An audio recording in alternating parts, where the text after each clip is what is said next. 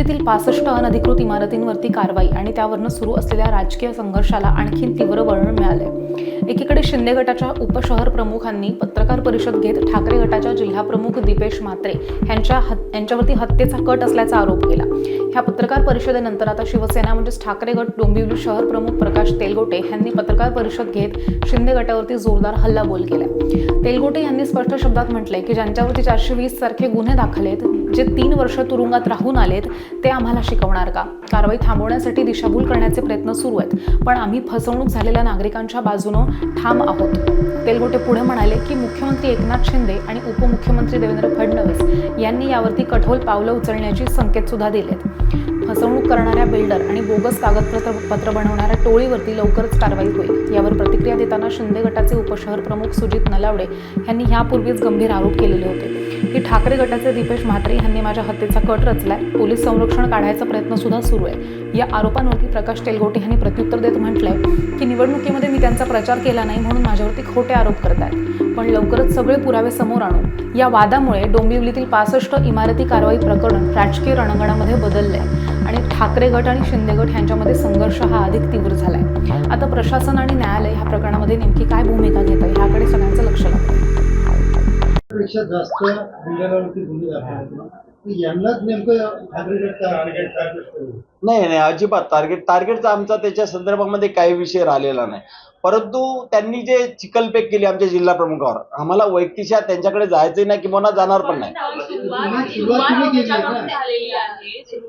सुरुवातीला तुमच्या जिल्हा प्रमुखांनी त्यांचं नाव घेतलंय, मग आता तुम्ही असं म्हणताय की ते चिखलफेक करतायत, पण पहिली चिखलफेकची सुरुवातच नाही, पण त्यांच्यावर गुन्हा नोंद आहे, तुम्ही माहिती घ्या।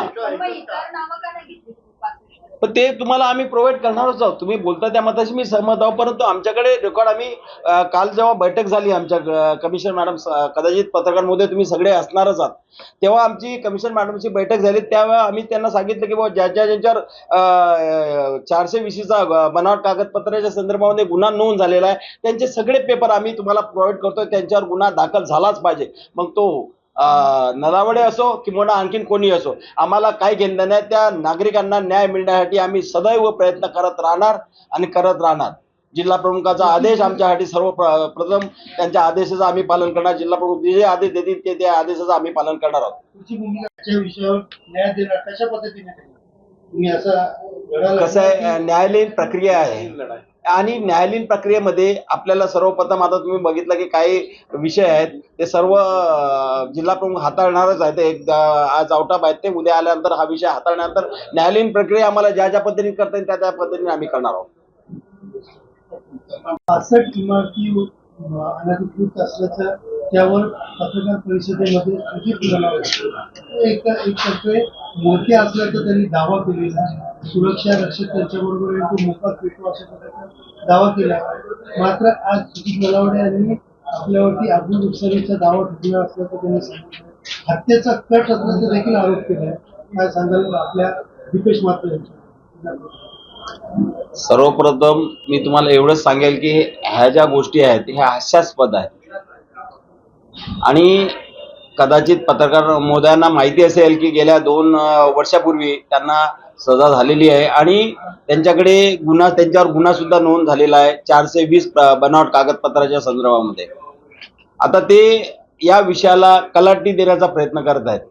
मला असं वाटते या गोष्टीला काही तथ्य नाही आणि हे जनतेला माहिती आहे आणि या विषयाला वेगळं वळण देण्याचा प्रयत्न करत आहेत। परंतु आम्ही एवढंच सांगेल, उद्धव बाळासाहेब ठाकरे पक्षाचे सर्व शिवसैनिक आणि आमचे जिल्हा प्रमुख आदरणीय दीपेशजी म्हात्रे साहेब, या विषयाला जोपर्यंत न्याय मिळत नाही सर्वसामान्य नागरिकांना, 65 बिल्डिंगच्या सगळ्या नागरिकांना, तोपर्यंत ही लढाई आम्ही लढत राहणार आहोत। आणि हे काल आलेले आम्हाला सांगू नका की बाबा तुम्ही या पद्धतीने दिशाभूल करतात, अजिबात नाही। कारण सगळ्यांना माहिती आहे की कोण सजा कापून आलेला आहे आणि 420 बनावट कागदपत्राच्या संदर्भामध्ये त्यांच्यावर गुन्हा नोंद आहे हे आम्हाला सर्वांना माहिती आहे आणि याची प्रत मी आपणास देणार आहोत। एकंदरीत तुम्ही जो आरोप लावलाय त्याचे काय नेमके पुरावे तुमच्याकडे आहेत? आणि नलावडे तर त्यांनी असं सांगितलं की आम्ही त्यावेळेला 2 वर्ष जेलमध्ये होतो, त्यामुळे माझा कुठलाही संबंध नाही, माझी कुठली इमारत किंवा माझं त्या बिल्डरांशी संबंध नाही, मित्र आहेत, यावरती काय? अजिबात नाही. या गोष्टीशी आम्ही सहमत नाही.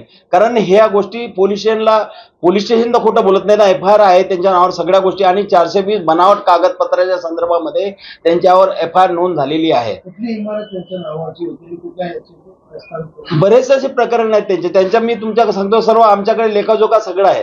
जेव्हा आम्हाला असं वाटेल की दाखवायचं त्या पद्धतीने तुम्ही जेव्हा मागाल त्या पद्धतीने आम्ही तुम्हाला प्रोव्हाइड करू. कारण आम्हालाही माहिती आहे या गोष्टी.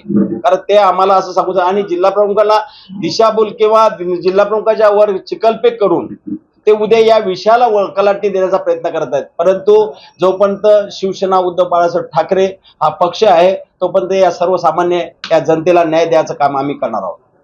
विधानसभा निवडणुकीच्या दरम्यान